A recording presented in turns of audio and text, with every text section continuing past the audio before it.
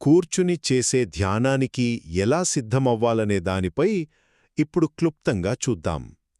ఈ సమాచారం బుద్ధుడు సూచించిన కొన్ని ప్రాక్టికల్ స్టెప్స్ గురించి. మీరు ధ్యానాన్ని మొదలుపెట్టాలనుకుంటే ఇది మీకు ఖచ్చితంగా ఉపయోగపడుతుంది. మొదటిది, సరైన ప్రదేశం. బుద్ధుడు ఒక భిక్షువుకి ఏం చెప్పారంటే, ధ్యానం చేయడానికి అడవి, చెట్టు కింద లేదా ఏదైనా ఖాళీ ప్రదేశం చాలా ఉత్తమమని. ఎందుకంటే సింపుల్, బయటనుంచి వచ్చే ఆటంకాలు చాలా తక్కువగా ఉంటాయి. ఇలాంటి ఏకాంతం మనసును ప్రశాంతంగా ఉంచుతుంది. సరే, ఇప్పుడు రెండోది, సరైన భంగిమ.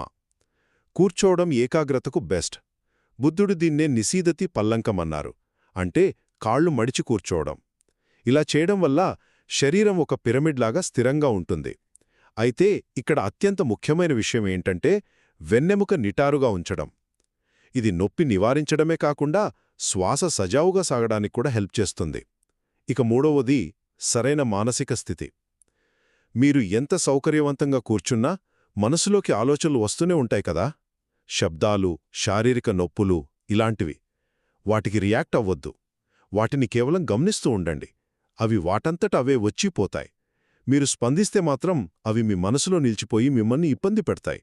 క్లుప్తంగా చెప్పాలంటే ప్రభావవంతమైన ధ్యానమనేది సరైన ప్రదేశం, సరైన భంగిమ మరియు స్పందించని ప్రశాంతమైన మనస్తోనే మొదలవుతుంది.